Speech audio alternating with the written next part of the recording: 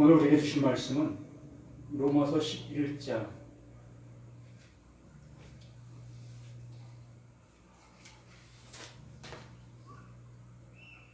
32절로 36절 말씀입니다. 로마서 11장 32절로 36절 말씀. 32절만 합독하겠습니다. 하나님이 모든 사람을 순종하지 아니하는 가운데 가두어 두심은 모든 사람에게 긍휼을 베풀려 하심이로다. 아멘. 하나님의 크신 사랑을 우리에게 입혀주시고 그 은혜 주심이 우리 모두에게 영생이며 구원의 그 모든 모습인 것을 고백합니다. 이 시간에 이 한 말씀을 통해서 그 은혜를 확인하는 복의 시간 될 수 있도록 도와주시옵소서. 아버지 나라가 우리 안에 온전히 이룬 바 되어지고 우리가 또한 주님의 나라 안에서 기뻐 뛰노는 복의 모든 것이 되어질 수 있도록 도와주시기 원합니다. 아버지의 말씀이 아버지의 말씀으로 온전히 깨달음이 있게 도와주시고 아버지의 사랑의 말씀으로 들려지는 복의 시간 될 수 있도록 도와주시옵소서. 긍휼이 많으시고 또한 자비하신 우리 주 예수 그리스도 이름으로 기도드립니다. 아멘. 하나님의 사랑 10번째입니다. 평생을 하나님의 사랑을 논한다 할지라도 다 논할 수 있는 것이 못 되어집니다. 천지를 만드신 그 자체가 하나님 사랑이시기 때문에 또한 하나님께서는 말씀하신 그 자체가 사랑이시기 때문에 우리가 아무리 평생토록 하나님의 사랑을 논한다 할지라도 다 할 수 없는 그 모든 모습인 것을 우리가 알게 되어집니다. 이 성경 전체가 곧 하나님의 사랑을 우리에게 보여주시고 계시는 이 말씀들입니다. 어느 때는 우리가 볼 때는 도저히 사랑의 하나님이라고 고백할 수 없는 그러한 사건들을 우리가 접하게 됩니다. 또한 하나님의 말씀이라고 도저히 들을 수 없는 그러한 포악한 그러한 소리도 가끔 보게 되어집니다. 그러나 그 말씀과 그 행하신 그 모든 것들은 다 하나님의 사랑을 우리에게 나타내 보여주시는 하나님 자신이시다라고 말씀하십니다. 그러기에 우리의 입장에서, 우리의 처지에서, 우리의 모습에서 그 하나님을 보게 되기 때문에 그 하나님을 사랑의 하나님으로 못 느낄 뿐이지요. 분명히 하나님 편에서 우리 모든 사람들을 향해서 이것이 내 사랑이야 라고 말씀해 주시고 계시는 하나님의 표현 방법이라는 것입니다. 오늘 로마서 11장 32절로 36절 말씀을 통해서 하나님의 사랑이 우리에게 어떻게 나타난 바 되어지는가를 다시 한번 보게 되어집니다. 지난주에 31절까지 우리가 말씀을 보았습니다. 이 30절부터 우리가 잠깐 보면 너희가 전에는 하나님께 순종하지 아니하더니 이스라엘이 순종하지 아니함으로 이제 긍휼을 입었는지라 라고 말씀해 주시고 있습니다. 이스라엘 백성들이 순종하지 아니함으로 인해서 하나님의 긍휼이 우리에게 왔다라는 그러한 표현으로 우리가 보여지게 된다고 했습니다. 그러나 하나님은 하나님의 뜻을 하나님께서 일하시는 그 방법의 모습에서 이렇게 하신 것이지 이스라엘을 버리시고 이방 족속을 택하시는 이러한 모습이 아니라는 것입니다. 바로 우리에게 하나님의 말씀을 주시고 그 말씀을 통해서 우리를 구원해 주실 은혜를 주실 분이시지 누구는 버리고 누구는 택하는 그러한 모습이 아니다라고 말씀하시는 것입니다. 그러면서 31절 말씀에서 이와 같이 이 사람들이 순종하지 아니하니 이는 너희에게 베푸시는 긍휼로 너희에게 베푸시는 긍휼, 우리에게 베푸시는 긍휼이 아니라 하나님께서는 하나님의 뜻을 세워놓으시고 그 뜻 안으로 들어온 그 모든 자를 하나님의 긍휼 안으로 들이시는 그 모습, 바로 하나님께서 에베소서에 말씀하신 것처럼 하나님께서 지어놓으신 그 옷을 입혀주시는 그 은혜를 주시는 것입니다. 새 옷을 우리에게 입혀주신다라는 얘기입니다.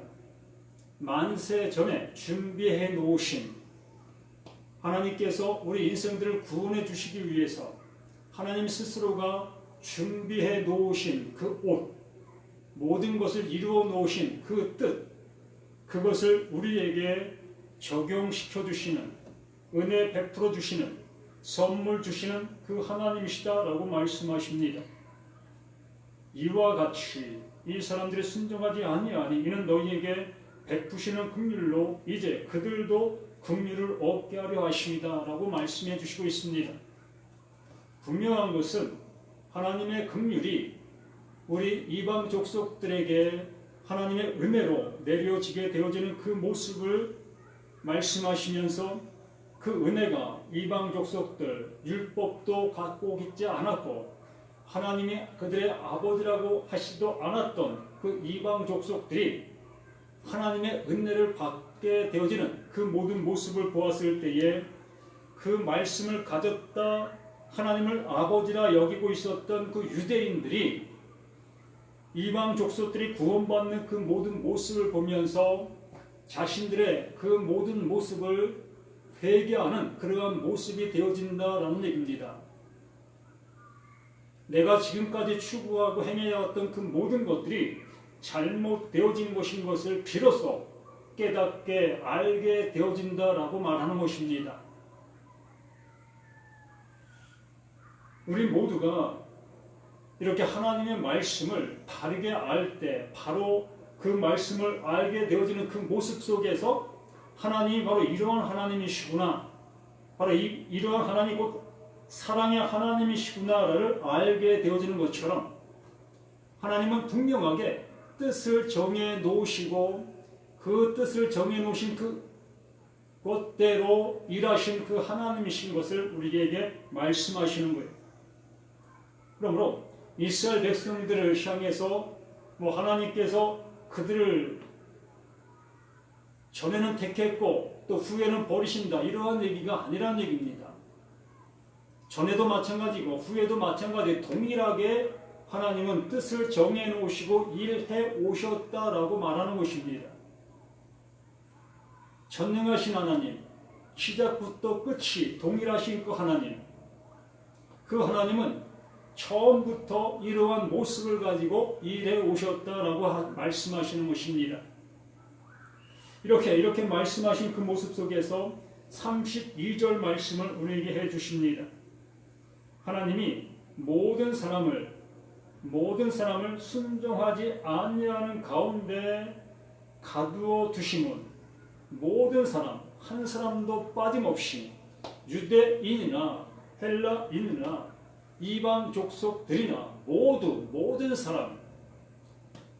사람을 이렇게 일컬고 있는 그 하나님의 그 말씀 앞에 있는 모든 사람들, 하나님 모든 사람을 순종하지 아니하는 가운데 가두어 두시는, 그러면 우리가 이 말씀을 듣게 되어졌을 때에 이 모든 사람을 어떠한 기준의 모습 속에서 우리가 생각하게 되어지겠느냐는 것입니다.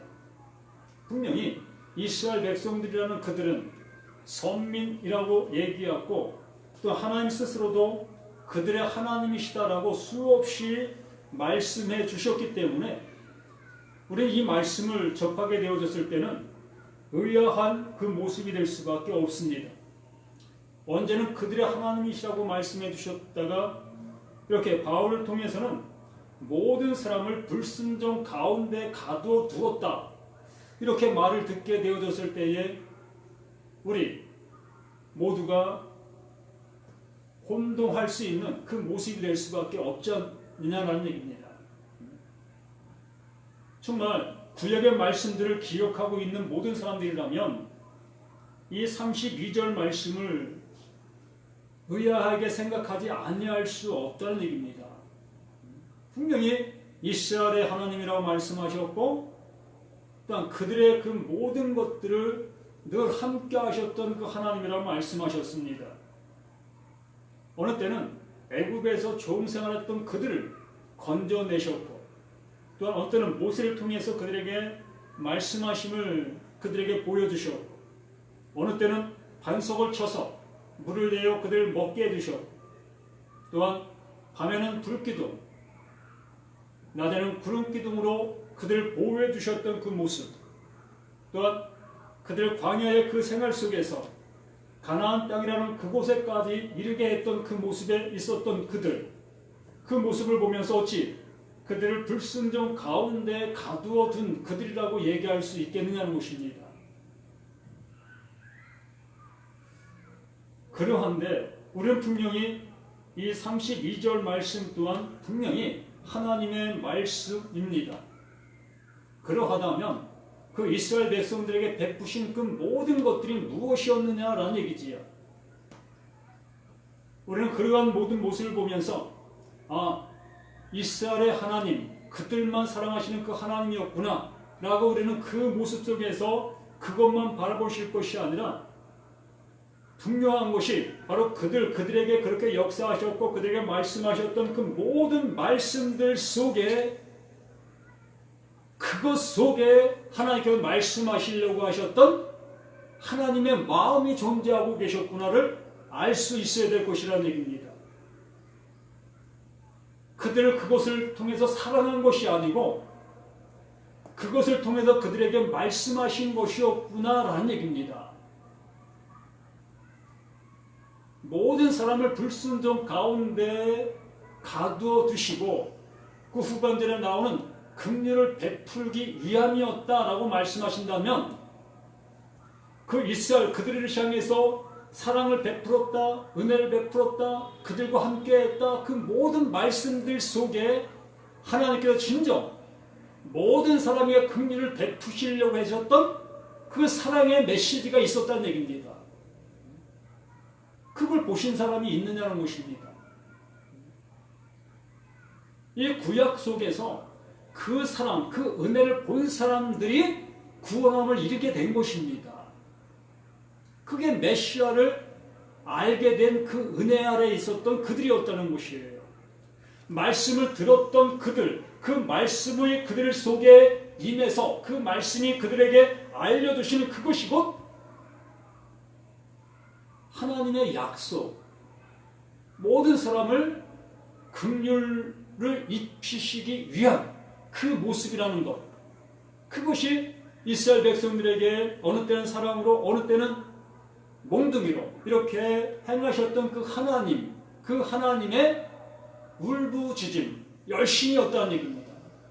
하나님의 뜻을 우리에게 알려주시기 위한 열심의 모습이 이스라엘 백성들에게 때를 따라 함께 해주셨던 그 모든 것들이었다는 얘기지요.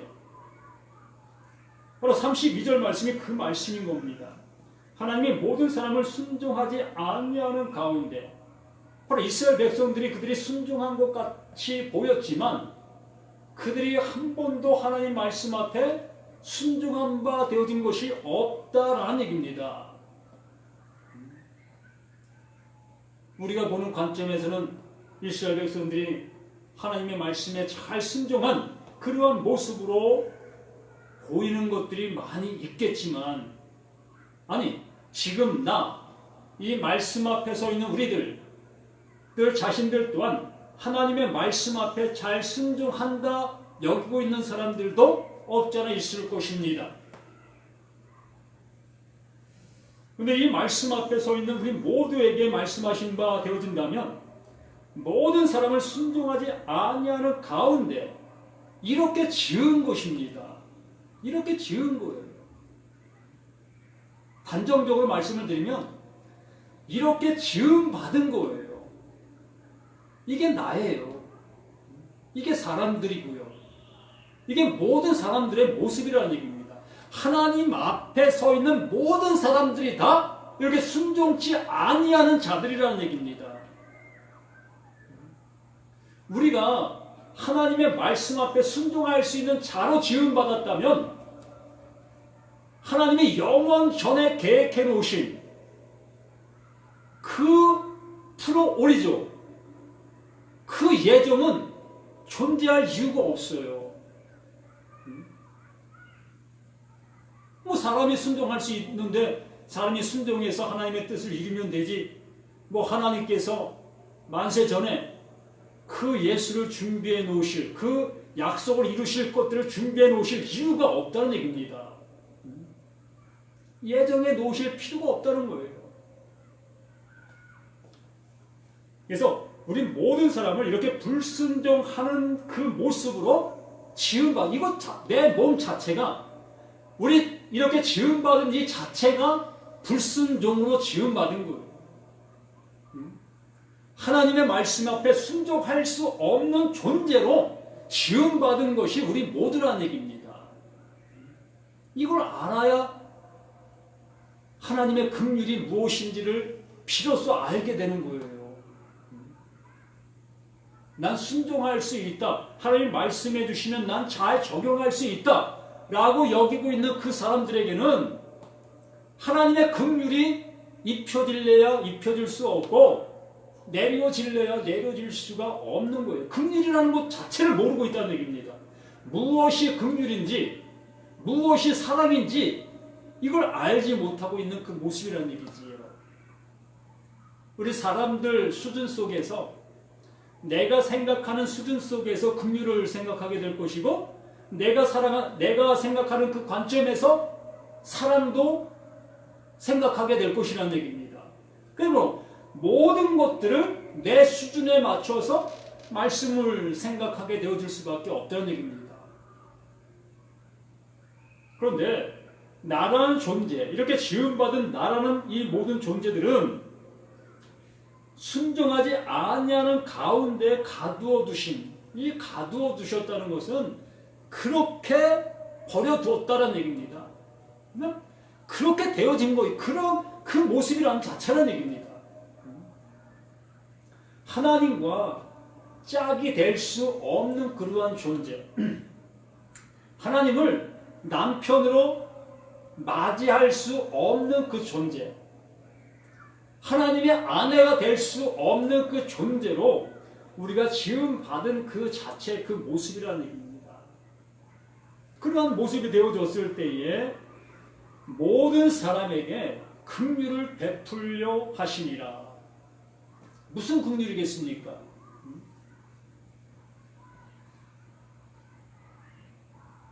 불순종 가운데 가두어 두었다.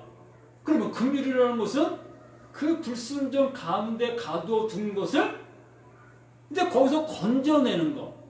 불순종인 나를 순종의 모습으로 만드시는 것.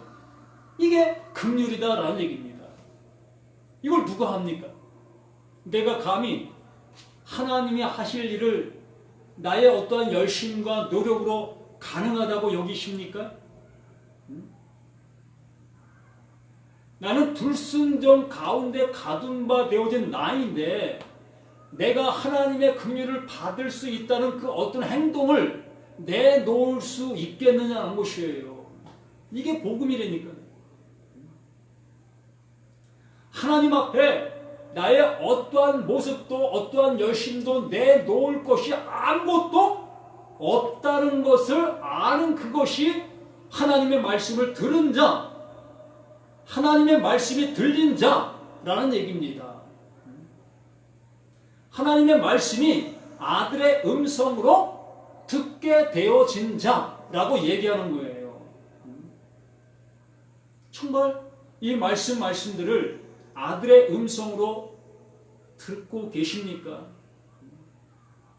그 음성으로 들리고 계시느냐라는 얘기입니다. 나를 살려주시기 위한 하나님의 열심의 말씀으로 들려지고 계시느냐라는 얘기입니다. 내가 열심을 내어 이 말씀을 적용하고 이 말씀을 이루려 하는 그러한 모습 속에서 이 말씀을 보고 있느냐라는 얘기지요.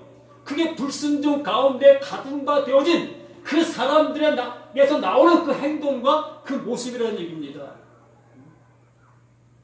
그 불순종 가운데서 나오는 행동이 바로 그런 행동이라는 얘기예요. 이스라엘 백성들이 하나님의 말씀을 듣고 그 말씀을 잘 적용했던 그것이 불순종이었다는 얘기입니다.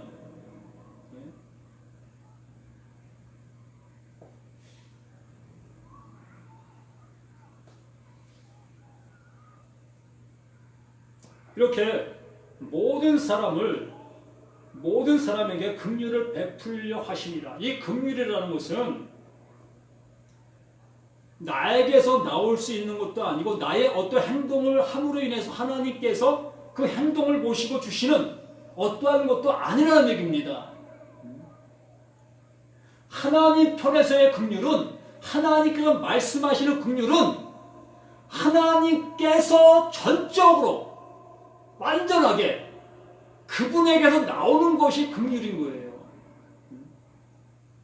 나의 어떠한 모습과는 상관없이, 나의 행위와 어떠한 그 모든 것들과 상관없이 하나님의 그 사랑, 하나님의 그 자체, 그것을 주시려고 하시는 그분이 주시는 그것이 하나님의 긍휼이다라고 말씀하시는 것입니다. 이스라엘 백성들을 향해서 내가 너희를 택했어. 이게 긍휼이에요. 내가 너희들을 애굽 땅에서 건져냈어. 이것이 긍휼이라고요. 하나님의 긍휼. 내가 다윗을 택했어. 이것이 하나님의 긍휼이시라고요. 우리 모두가 이 말씀 앞에 하나님의 긍휼을 입었다라는 얘기는 나의 어떠한 것으로도 하나님 앞에 긍휼을 입을 수 없다는 것을 알게 된 자들에게 하나님의 긍휼을 우리에게 주신다. 그것이 하나님의 긍휼이다라고 말씀하시는 것입니다. 심령이 가난한 자, 프토코스, 바로 그러한 자에게 주시는 그것이 하나님의 긍휼이에요. 하나님의 것이 없으면 살 수 없는 그 존재인 것을 알게 될 때, 하나님의 말씀이 내게 내려지지 아니하고서는 하나님의 그 은혜를 입을 수 없다는 것, 나로서는 도저히 하나님의 것을 알려야 알 수 없다는 그 상태의 그 모습, 그러한 자에게 주시는 것이 긍휼이다라고 말씀하시는 거예요.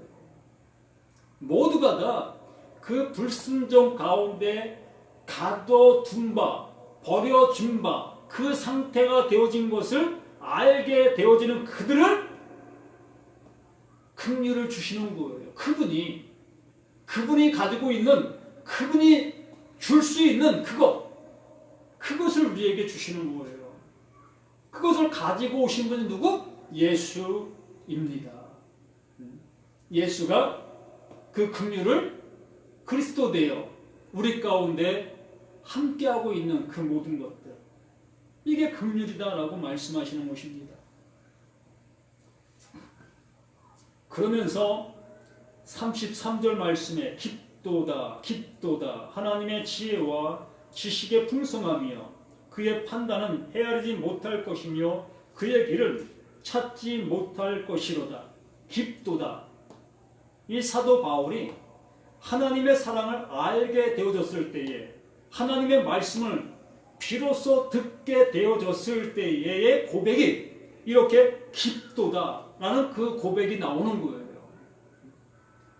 그 율법 아래 있을 때는 그 자신의 열심을 통해서 하나님을 기쁘시게 해드리려고 무던히 애를 썼고, 또 애를 쓴 것만이 아니라 자신은 의로운 자로 여겼고 하나님의 구원이 자신에게 비껴갈 수 없다는 그런 확신과 자긍심 속에서 살았던 이 바울 자신이었습니다.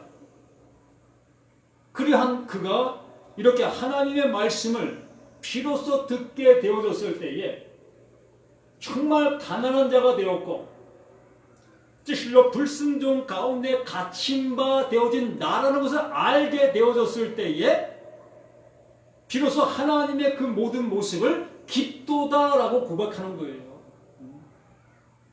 그냥 깊도다가 아니라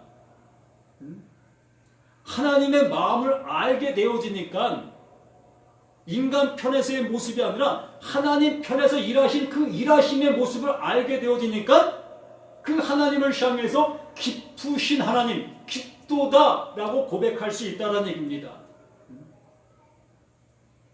우리 모두가 하나님의 말씀을 듣고 그 말씀을 잘 적용하는 그것이 신앙 좋은 사람이고 그것이 하나님의 사랑을 잘 받은 사람이고 그 사람이 하나님 앞에 영광을 돌리고 또 하나님의 나라를 가지 못할 자가 아니라는 것을 여기고 있는 그 모든 모습 속에서는 이 하나님의 크신 사랑과 그 긍휼을 깊도다라고 고백할 수가 없는 것입니다. 왜요? 나의 열심을 통해서 하나님을 기쁘시게 해드려야 되기 때문에 나의 열심과 하나님의 사랑은 비례되어지는 그 모습이 되어지기 때문에 나의 열심이 식어지면 하나님은 나를 향해서 사랑의 하나님이 아니라 벌 주시는 하나님으로 보여지기 때문에 느껴지기 때문에 그러면 우리는 더욱더 열심을 다해 말씀을 적용하고 말씀을 실천하고 말씀을 이루려 하는 그러한 삶을 살아갈 수밖에 없다는 얘기입니다. 그러한 사람에게서는 절대적으로 이 33절 말씀의 고백이 나올 수가 없는 거예요. 내가 하면 되는데 하나님의 깊으신 사랑을 바랄 이유가 없는 것이에요. 근데 이 사도 바울 이 자신은 하나님을 향해서 아무것도 할 것이 없다는 것을 알게 된 거예요. 나의 수고를 가지고는 하나님을 기쁘시게 해드릴 수, 하나님의 뜻을 이루어 나갈 수 없다는 것을 알게 된 그 모습이 되어졌다는 것입니다. 그러한 자에게 주시는 하나님의 은혜를 보게 됐다는 얘기예요. 그게 깊은 하나님의 사랑이라는 얘기입니다. 이것이 이스라엘 백성들 그들에게 숨겨진 비밀이었다는 얘기입니다. 그들이 하나님 말씀을 잘 듣고 순종하는 삶을 사는 그 삶 속에서 알지 못했고 깨닫지 못했고 보지 못했던 그 모든 것들이 바로 이렇게 깊으신 하나님의 사랑, 긍휼이었다라는 얘기입니다. 깊도다 하나님의 지혜와 지식의 풍성함이요. 이 지혜와 지식의 풍성함이요. 이 모든 것들이 다 하나님이 하시는 일들을 이 바울 수준에서 표현해낸 모습인 거예요. 아, 하나님이 이렇게 일하시는구나. 이러한 모습으로 우리에게 이렇게 이루어 주시는 것이구나. 이것을 이 바울의 그 수준에서 표현한 말이 바로 하나님의 지혜와 지식의 풍성함이요. 우리의 지혜와 우리의 지식은 뭡니까? 우리의 수고가 어떠한 결실을 내게 되어진다는 그것 아니겠습니까? 심은 대로 거둔다. 열심을 심으면 하나님의 좋은 것이 내게 이루어지고 이렇게 내 것을 희생하면 하나님의 것이 내게 올 수 있다는 그러한 생각들, 그것이 우리의 모습 아니겠습니까? 그런데 하나님의 지혜와 하나님의 지식은 그 모든 모습을 정반대적인 모습으로 늘 함께 해오고 있었다는 얘기입니다. 그렇기 때문에 이 세상 사람들은 알지 못했다는 거예요. 오른손이 하는 일을 왼손이 모르게 하라라고 하신 그 말씀처럼 왼손인 사람들이 알지 못한 그 모습 속에서 하나님은 계속해서 오른의 일을 이루어 이루고 있으셨다는 얘기입니다. 하나님의 뜻을 풀어오리죠. 예정된 그 일들을 하나님께서는 이미 이루어 가고 계셨다는 얘기예요. 그런데 그것을 알아보지 못했던 우리들 모두였다는 얘기겠지요.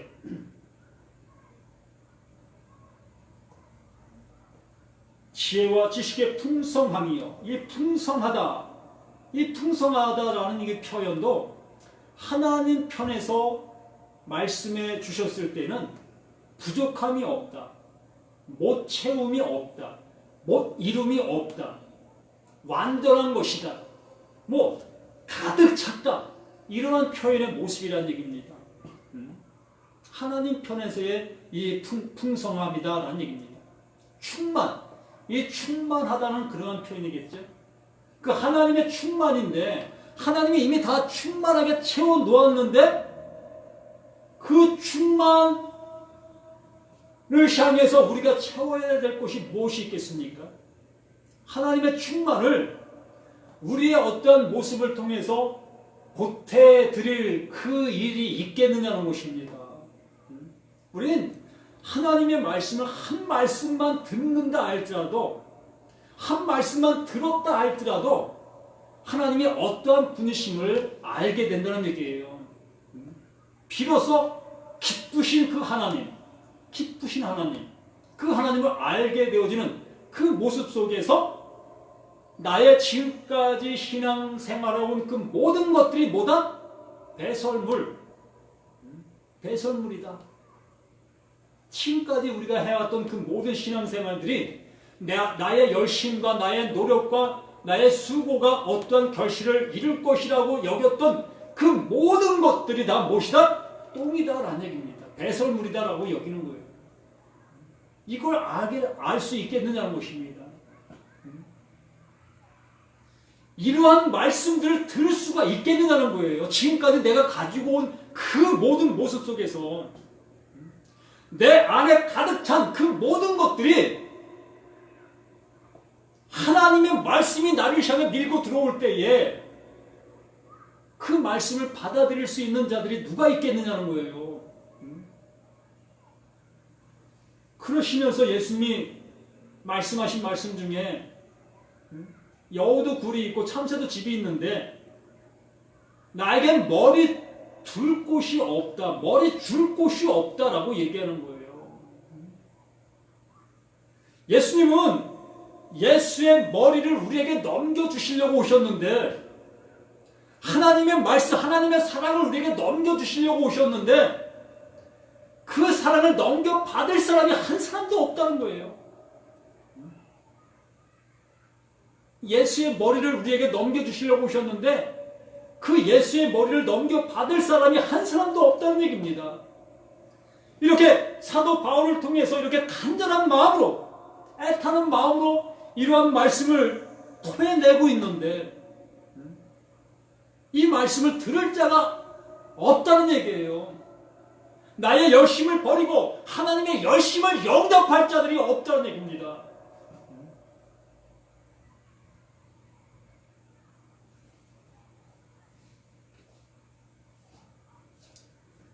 지혜와 지식의 풍성함이요 그의 판단은 헤아리지 못할 것이며 그의 길은 찾지 못할 것이로다. 우리의 열심을 가지고는 우리의 어떠한 지식을 가지고는 하나님의 길을 찾을래야 찾을 수 없다는 얘기입니다. 하나님의 마음을 알래야 알 수 없다는 얘기예요. 창조하신 그분이 피조물들을 향해서 그 창조하신 그 모든 것들을 이루어 주시겠다고 말씀해 주셨는데 우리들은 나 자신이 다 창조되었으니까 이 창조되어진 것에 좀 더 플러스 시키려고 하는 그러한 모습 속에서만 하나님의 말씀을 받다 보니 그 말씀이 내게 이루어질 수가 없다는 얘기입니다. 이 지음받은 나라는 존재는 불순종 가운데 가둬둔 바 나무에서 가지가 잘려진 그 상태 가지가 잘려진 그 상태에서 그 뿌리에서 어떻게 진액을 받을 수가 있겠습니까? 그렇기 때문에 그 예수가 오셔서 우리를 자신의 몸에 접목시키시잖아요. 또한 내 몸에 들어오셔서 영원한 그 모습으로 함께 하신다고 말씀하셨잖아요. 그 은혜 없이는 어느 누구도 살아날 수 없고 어느 누구도 온전할 수 없다라는 얘기예요. 그러면서 34절 말씀에서 우리에게 말씀하십니다. 누가 주의 마음을 알았느냐? 누가 주의 마음을 알았느냐? 이 깊고 깊은 하나님의 사랑, 이 깊고 깊은 하나님의 긍휼, 하나님의 풍성함, 하나님의 지식, 하나님의 지혜, 이것을 누가 알았느냐는 것입니다. 신학자들이 주석 써놓은 그 주석 속에서 하나님의 마음을 알 수 있겠습니까? 신학 박사들이 그 주필해놓은 그 책에서 하나님의 마음을 알 수가 있겠습니까?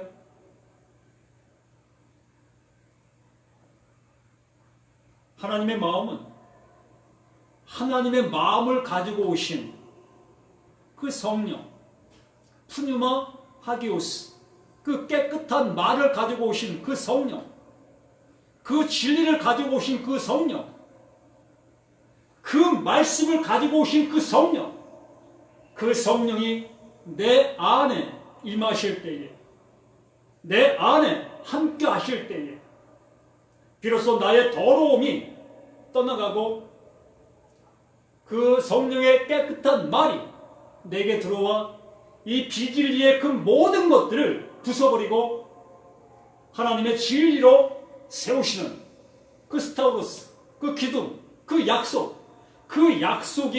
내 안에서 세워지는 것입니다. 이것을 예정하셨다라고 말씀하시는 거예요. 이걸 예정이다라고 말씀하시는 것입니다. 누구는 구원해주고 누구는 구원은 안 해줄 거야. 이걸 예정하신 것이 아니라 참 인간들의 욕심의 그 모습에 이렇게 궤변을 늘어놓는 그 모습이 있습니다. 누구는 구원받고 누구는 구원받지 못한다. 그러면 그 말씀 앞에 서 있는 나는 구원받을 수 있는 겁니까? 예? 그 말씀을 본 사람들은 뭐 구원받고 그 말씀을 못 본 사람들은 구원받지 못하는 것입니까? 어찌 그러한 궤변, 그러한 모습으로 하나님의 말씀을 왜곡시키겠느냐는 것입니다. 프로오리조, 그 예정이라는 것은 하나님께서 하나님의 뜻을 이루시는 그것을 예정하신 것이다 라고 말씀하시는 것이죠. 우리를 구원해 주실 그 방법, 그 길을 예비해 놓으시고 그것을 예정해 놓으신 것이다 라고 말씀하시는 거예요.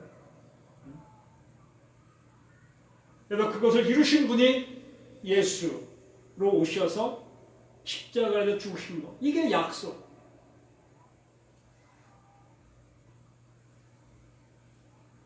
누가 주의 마음을 알았느냐? 누가 그의 모사가 되었느냐? 하나님과 문 타협할 수 있겠습니까? 하나님과 의논할 수 있겠습니까? 하나님, 내가 이 정도 했는데 하나님의 긍휼을 내게 베풀어 줘야 되지 않겠습니까? 이렇게 하나님을 향해서 얘기할 수 있는 자 있습니까? 감히 지음받은 자가 그 지은 자를 향해서 어떠한 조건을 내세울 수 있겠느냐는 것입니다. 그런데 우리 그리스도인들이라고 하는 교회 다니는 그 모든 사람들의 기도와 또한 신앙생활의 그 모든 모습을 보게 되어졌을 때에 하나님을 향해서 이렇게 울부짖는 우리의 모습 아니겠습니까? 하나님과 어떠한 모습 속에서 하나님의 모사가 되어지는 그 상태. 그러나 절대 그렇게 될 수 없다라고 말씀해 주시고 있는 거예요. 하나님은 하나님의 방법대로 하나님의 뜻대로 일하시는 분이시다. 하나님의 계획하신 대로 일하시는 분이시다. 그러므로 그 계획을 아는 자, 그 뜻을 아는 자, 그 뜻이 임한 자들에게만 하나님의 구원이 존재하게 될 것이다 라고 말씀하시는 것입니다. 그래서 36절에 말씀하십니다. 누가 주께 먼저 드려서 갚으심을 받겠느냐. 우리나라 말인데도 잘 이해를 못하는 그러한 말씀들이 우리 성경 속에 너무나 많이 있습니다. 누가 주께 먼저 드려서 갚으심을 받겠느냐. 이 말은 갚으심을 받지 못한다라고 얘기하는 거예요.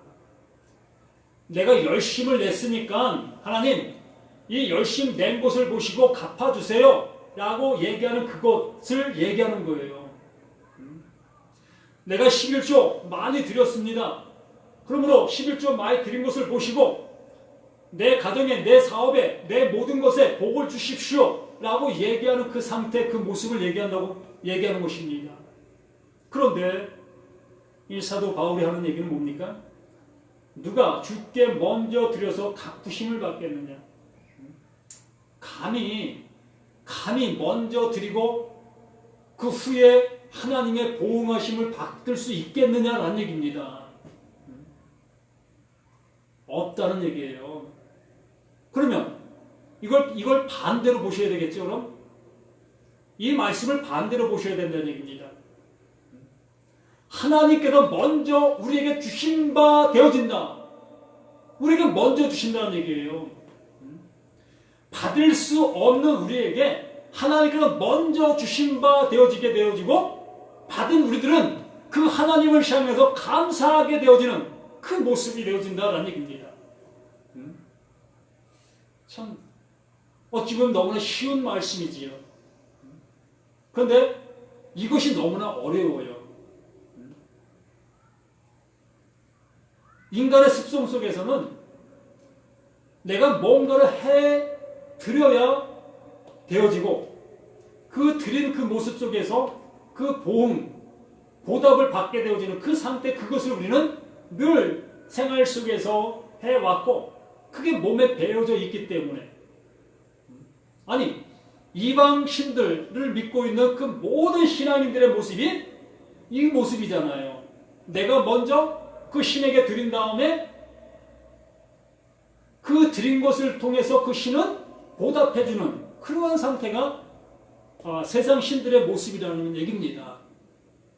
이렇게 세상 신의 그 모습으로 알고 있던 우리들이 이 상태, 이 마음을 가지고 교회에 들어와서도 똑같이 이 하나님을 향해서 이 행동, 이 행위를 하고 있는 것이에요. 그래서 11조를 많이 하면 하나님이 내게 많은 복을 주실 것이다 라고 생각하고, 또 봉사를 많이 하면 또 내게 많은 은혜를 주실 것이다 라고 생각하는 그러한 상태. 바로 35절 말씀이 그 모습, 그 얘기를 하고 있는데, 이 사도 바울의 이 말씀한 그 내용의 모습은 그렇지 않다. 이것의 정반대다라는 것을 우리에게 말씀해 주고 있는 거예요. 받을 수 없는 우리에게 하나님께서 은혜를 먼저 주신다. 긍휼을 먼저 주신다. 사랑을 먼저 주신다. 그것을 알게 되어졌을 때에, 그 은혜를 받은 것을 알게 되어졌을 때에, 그때 비로소 우리는 그 은혜 있는 그 긍휼 받은 자의 삶의 은혜를 사랑하게 되어지는 거예요. 하나님의 긍휼을 받았다, 하나님의 사랑을 받았다, 그러면 영원한 거예요. 이게 구원인 거예요. 다른 것이 구원이 아니라 하나님이 주시는 무언가를 받았다, 그게 구원이라니까요. 구원을 너무 어렵게 생각해서 그래요. 영원한 것을 알게 된 그것이 구원이라고요. 내 몸에 어떤 변화가 일어나야 그게 구원이 아니고, 내 마음에 어떤 변화가 일어나야 그거 구원이 아니고, 하나님의 그 영원한 것이 내게 임했을 때에 푸니마 하기오스 그 성령, 그 성령이 내게 임해서 그 임한 그 모습을 통해서 이 말씀들이 보여지게 되어진 그 상태, 그게 구원받은 자, 구원의 은혜를 입은 자라고 얘기하는 것입니다. 하나님의 것이 내게 들어오니 이 말씀들이 하나님의 말씀으로 보여지게 되는 거예요. 그 전에는 하나님의 말씀으로 안 보았었습니까? 교회 다니는 사람들 치고 하나님의 말씀을 하고 안 보고 있는 사람 누가 있습니까? 이 성경을 하나님의 말씀이라고 안 보고 안 듣고 있는 사람이 누가 있겠습니까? 모두가 다 하나님의 말씀으로 듣고 있다는 얘기입니다. 그런데 하나님의 말씀을 못 듣고 있다라고 얘기하고 있다는 얘기지요. 참 신기하잖아요. 그렇기 때문에 하나님의 믿음이 내게 들어오지 아니하고서는 알 수 없는 게 이 신비, 이 비밀이다라고 얘기하는 것입니다. 그래서 36절에 말씀하십니다. 이런 만물이 주에게서 나오고, 이 만물이 주에게서 나왔다. 그러면 이 만물들이 무엇을 하고 있다? 말하고 있다. 그 하나님의 사랑을 우리에게 말하고 있다. 하나님의 뜻, 그 프로오리조, 그 작정과 예정과 이 섭리, 이 모든 것들을 이 만물 속에 감춰두었고 그 만물이 우리를 향해서 말하고 있다라고 얘기한다는 얘기입니다. 그래서 이런 만물이 주에게서 나오고 주로 말미암고 주에게로 돌아갑니다.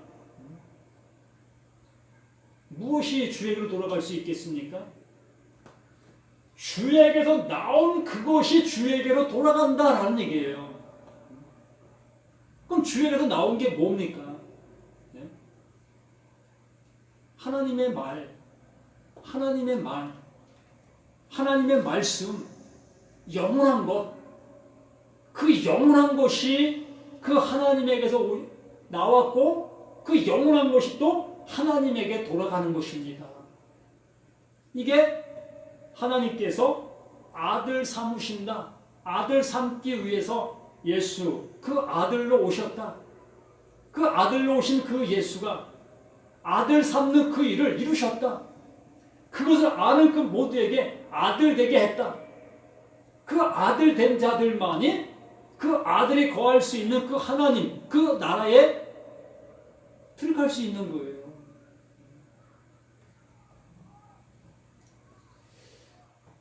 주에게로 돌아갑니다. 그에게 영광이 세세에 있을지로다. 아멘. 영광. 그에게 영광이,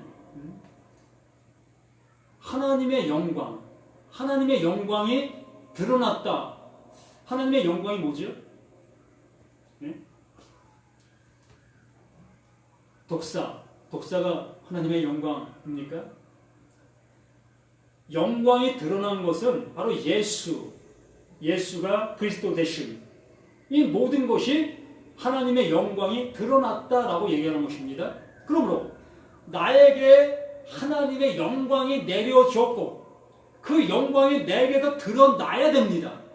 네? 이것도 구원이라는 얘기입니다. 참 말씀이 너무 어떻게 보면 어렵다 할 수 있고 또 어찌 보면 너무나 쉽다 할 수 있습니다. 똑같으니까 모든 말씀들이 각기 달리 가는 것 같은데 한 곳을 향해서 가게 되어 있습니다. 늘 한 말씀을 하고 있다는 얘기예요. 그러므로 그 영광이 예수를 통해서 우리에게 보여졌다면 그 예수를 믿게 되어진 우리 모두에게도 그 영광이 내 안에 오게 되어진 것이고 또 나에게도 그 영광이 드러나게 되어지는 그 모습이 되어져서 우리를 통해서 많은 사람들이 하나님께로 돌아오게 되어지는 이 구원의 증거, 이렇게 말씀의 증거, 이 깨끗한 말, 이 진리를 증거할 수 있는 이러한 모습이 되어지는 거예요. 이것이 예수님께서 가시면서 나보다 큰 일을 행할 것이니라 라고 말씀하시는 말씀이 바로 이거예요. 예수님께서 아들 삼으시는 그 일을 완성해 놓았으니 너희들 또한 그걸 알아 그 일을 행하라. 하나님의 아들 되게 하는 그 일을 행하라. 그게 큰 일인 것입니다. 이보다 더 큰 일이 어디 있겠어요. 이렇게 11장 말씀이 오늘로서 마무리가 되어집니다. 이렇게 하나님의 사랑 10번째를 통해서 하나님께서는 모든 사람 동일하게 구원해 주신다. 이스라엘 백성들이든 이방 족속들이든 누구나에게 어떠한 모습 속에서는 하나님의 말씀은 똑같이 적용되었다라는 얘기입니다. 그들을 버려야만 우리가 구원받을 수 있는 것이 아니라 그들에게도 똑같이 하나님의 말씀을 주셨고 또 우리에게도 똑같이 하나님의 말씀을 주셨다라고 말씀하시는 것입니다.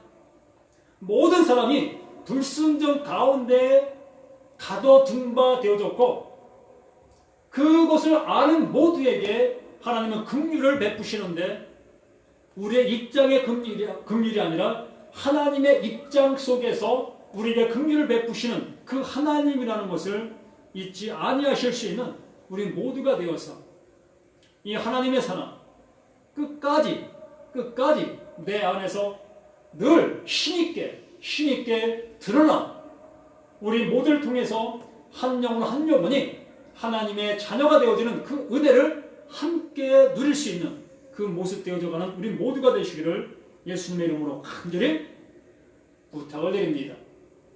아버지 하나님 감사를 드립니다. 구원의 증거, 생명의 증거, 말씀의 증거를 우리에게 주시니 감사합니다. 아버지의 말씀을 이제 아들의 음성으로 듣게 하여 주셨사오니 지금이 은혜 받을 날이요 지금이 구원의 날이라 라고 하신 그 놀라우신 긍휼의 역사가 우리 모두에게 있음을 감사드립니다. 이제부터 주의 말씀이 나에게는 내가 행해야 될 어떤 말씀이 아니고 내가 적용해야 될 그 말씀이 아니고 하나님이 내게 은혜 주시는 그 생명의 말씀으로 들려지는 복의 모두가 될 수 있도록 함께해 주시기를 구원의 주 생명이 되시는 예수 그리스도의 이름 받들어 간절히 기도드리옵나이다. 아멘.